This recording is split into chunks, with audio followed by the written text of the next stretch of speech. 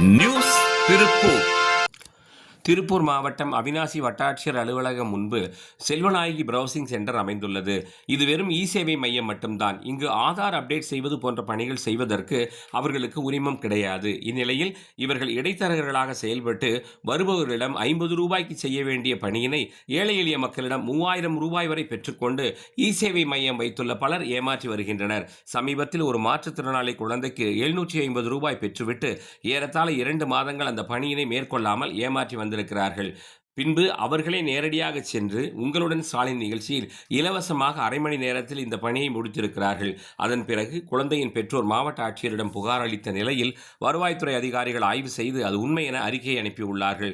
இவர்கள் மேல் நடவடிக்கை எடுக்கப்படுமா என்பது நமக்கு தெரியாது. ஆனால் பொதுமக்கள் எந்த இ-சேவை மையத்திலும் சென்று ஆதார் அப்டேட் பற்றி கேட்க வேண்டாம். அவர்களுக்கு எவ்வித அதிகாரமும் கொடுக்கப்படவில்லை. அதற்கென தனி மையங்கள் உள்ளன. வெறும் 50 ரூபாய் செலுத்தினால் போதும்.